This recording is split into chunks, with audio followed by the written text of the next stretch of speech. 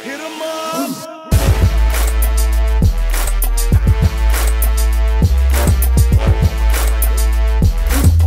Oh my gosh. Tersesat, oh tersesat. Haleluya.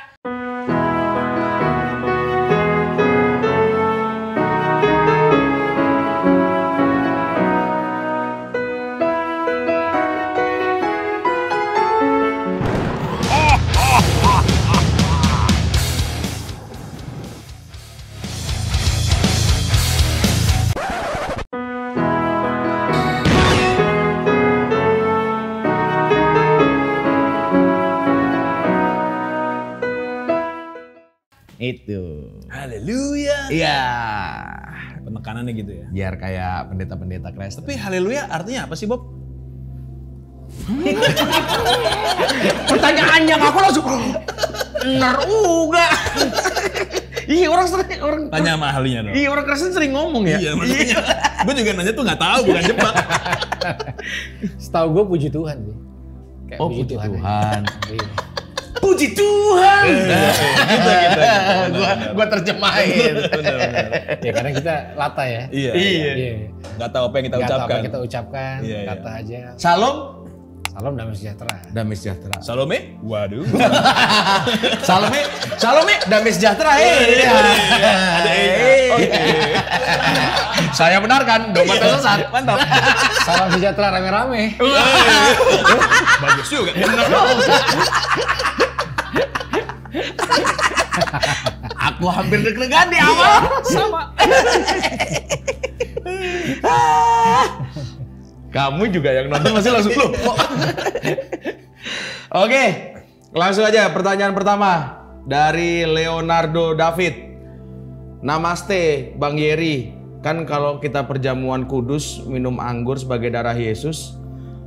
Lalu kalau darahnya kita minum apakah Yesus bisa anemia? Menurut Anda kita minum dari badannya terus gitu. Lo pikir Yesus nggak minum sangobion aja? Penambah darah. Sama kerang darah ya. Sama kerang darah. Di pengkolan. Siput 78. Iya Biar darahnya nambah terus. Ya nggak kayak gitu juga lah Ya itu gitu kan. ya. Itu kan bukan Gimana? kayak Yesus donor darah terus Iya, darahnya habis. Nah, itu kan waktu perjamuan kudus kan inilah adalah darahku. Maksudnya satu perlambangan sesuatu yang masuk dalam jadi realita dalam hidup kita gitu. Kan sebenarnya darah sama tubuh itu gabung nggak terpisah-pisah gitu. Nah darah sama tubuh tuh berbicara soal ada satu realita bahwa dia tuh memilih tinggal di dalam kita. Bersama dengan kita di dalam bukan di luar. Makanya apa yang terjadi secara penampilan luar menjadi nggak terlalu esensi ketika Tuhan tuh ada di dalam kita, selesai gitu. Makanya dibilang gereja itu adalah kita. Tapi kenapa orang bilang hari Minggu pergi ke gereja? Nah, karena esensinya di kita. Begitu. Nah makanya itu kan membawa kita kepada satu paradigma bahwa Christ in you, selesai sudah. Keagamaan adalah personal. Ya ibarat kayak daleman kita penting tapi bukan untuk diumbar-umbar, bukan untuk diadu-adu gitu. Jadi sesuatu yang sifatnya penting dan di dalam kita. Nah itu sebenarnya include. Jadi kita nggak perlu lagi gini loh, kayak orang tuh nyari Tuhan. Tuhan tuh di dalam. Jadi kita tuh nggak ngejar tujuan, tapi menyatakan tujuan yang sudah ada. Kita tersesat karena kita berpikir Tuhan di mana. Padahal, woi, gue di dalam lu. Kemana Tuhan nih waktu COVID? Kemana nih semua? Loh, gue ada bersama dengan lu dalam segala situasi. Sebenarnya penekanannya di situ. Berarti karena agama itu kan harus di dalam ya, Tuhan ada di dalam ya. Berarti orang yang suka pamerin agama tuh eksibisionis ya sebenarnya. Iya. Memamerkan apa yang ada di dalam gitu. Tapi menurut gue setuju sih dengan itu. Karena ya itu kan kadang ego sektoral dia. Orang tuh demen menempatkan dirinya lebih tinggi dibanding yang lain dan segmen agama paling seksi gitu misalnya. Lo boleh lebih kaya, lebih pintar, tapi gue lebih rohani. Iya. Karena masuknya kepada kepercayaan. Iya. Jadi itu yang diserang, percaya enggak doang gitu ya. Pembuktian kalau gua nggak kaya, ya gue seenggaknya terlihat lebih suci. Nah, Itu dia. Kalau udah nggak kaya ngomongnya, dunia tidak penting. Padahal kesel. Padahal kena cipratan mobil orang kesel. Ada yang tahu darahnya Yesus golongan apa? Kayak semua golongan. Oh. Oh, Oh darahnya Waduh. Yesus. Gue nanya sedikit boleh ya? Boleh dong. Kan gue Katolik nih. Ah, Sebenarnya pandangan gereja-gereja Kristen yang bukan Katolik terhadap gereja Katolik bagaimana sih kan? Sesat lah. Waduh. Bagus. Yang ngomong dia ya. Kan umurnya udah lebih tua daripada Kristen yang lain ya. Iya. Jadi kalau gereja lain, gereja Katolik tuh bang manggilnya. Lebih tua. Om. Karena gue pikir mereka tuh kan Iya. apakah terlalu kaku sehingga perkembangannya juga tidak seperti Kristen yang lain kan lebih progresif. Iya, Itu bagaimana ya? Nah, gue tuh kan nyokap gue Katolik, bokap gue Protestan. Jadi gue tumbuh di dua orang tua yang berkontribusi sama gue dengan Katolik dan Protestan. Jadi gue dari kecil tuh biasa ke gereja Katolik, nanti nyokap ke gereja Protestan, mix gitu. Jadi rumah gue ada salib yang ada Yesusnya, ada juga yang nggak ada. Nah, setelah gue lihat secara internal gue dulu ya, dan selama gue belajar, nggak ada sesuatu yang harus diperdebatkan, dipermasalahkan. Sebenarnya esensi-esensi dari dasar-dasarnya memang ada perbedaan-perbedaan signifikan, itu nggak bisa dipungkiri. Tapi sejatinya nyawa sama dasar keimanannya sama, Yesus center, titik. Tapi yang berkembang sekarang ini ya samalah ego sektoral orang beragama gitu. Jangan sampai ya misalnya keluarga kita yang Katolik ini nikah sama orang Kristen. Oh, ada kayak gitu ya? Jangan sampai ya orang Kristen nanti nikah sama Katolik. Jangan sampai kamu pindah agama. Nah, akhirnya itu menjadi sesuatu yang menurut gua tidak esensi dan tidak proporsional. Merasa ini lebih baik dari ini lebih baik dari ini. Apa tuh nyembah patung misalnya kayak gitu. Apa tuh urakan tepuk tangan, loncat-loncat liar dan itu nggak ada ujungnya. Iya. Dan itu ide dari siapa sih? Sampai menyebabkan itu harus dipermasalahkan. Nah, itu kan juga muncul dari sindiran-sindiran di sosial media, pemuka-pemuka agama juga saling sindir gitu.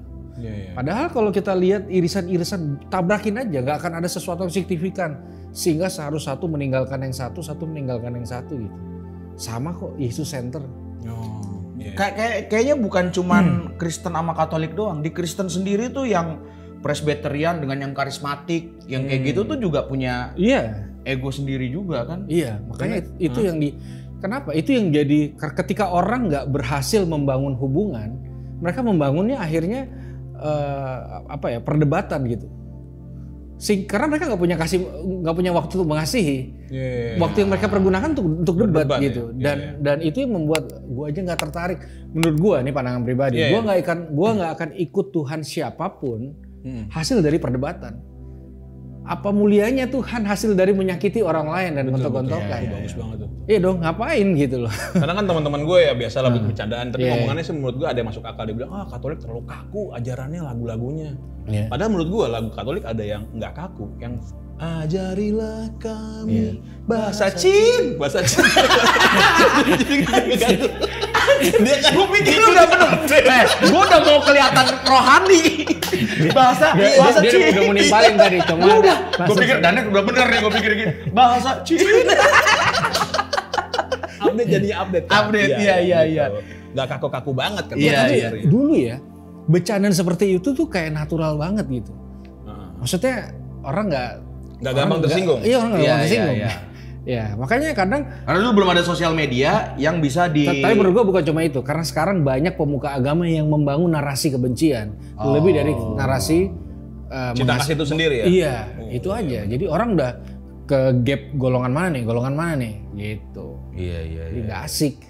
Iya. Gue dulu sekolah Katolik dan yang gue paling demen dari sekolah Katolik itu adalah waktu jam terakhir dipotong jadi misa.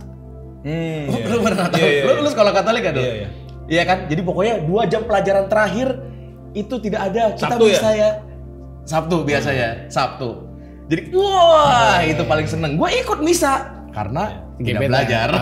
Itulah cara katolikisasi yang bener. Wah, pantesan aku jadi merasa damai sejahtera. Oke, itu ya. Itu tadi pertanyaan dari lu apa dari sini sih? Dari gua. Dari lu ya. Oke, sekarang ini pertanyaan coba lu dari Alfredo YSL. Alfredo YSL. Salam Pendeta Yeri Depaman Coki, mau tanya, kalau seseorang hidupnya banyak berbuat baik tapi tukang mengumpat, apakah nanti pas hari penghakiman seluruh tubuhnya masuk surga, tapi mulutnya masih terjepit di pintu surga? Banyak kan baca komik langsung neraka nih, komik yang zaman dulu. Ya, pada dasarnya sebenarnya masuk dalam surga bukan karena perbuatan baik. Karena sebenarnya tidak ada perbuatan baik yang mampu menolong kita untuk bisa ada di sana. Sejatinya gitu. Bukan berarti kita mempermainkan kemurahan itu jadi barang murahan. Tapi sejatinya orang berusaha untuk buat baik, masuk surga. Orang nggak punya kemampuannya tanpa dia juga hadir sama kita. Nah, salah satu tujuan dia hadir menyertai kita setiap hari adalah memampukan dan bersama kita untuk melakukan kebenaran itu. Jadi itu kasih karunia. Kita bisa ada di sana tuh ternyata pada akhirnya kasih karunia. Siapa sih yang mampu? Kita mentelaah aja seperti apa surga. Siapa kita mampu menelaah itu menjadi sesuatu yang sulit gitu loh. Sama kayak orang bilang gini, buat gua neraka tuh aneh menurut beberapa orang ya. Masa ada seorang bapak sayang sama anaknya, satu saat mempersiapkan rumahnya untuk dibakar sama-sama anaknya gitu loh. Ya. Understanding nerakanya. Kalau sayangnya sayang aja, ngapain buat neraka. Dan itu kan sesuatu yang misteri yang kita mau debat nggak ada ujungnya.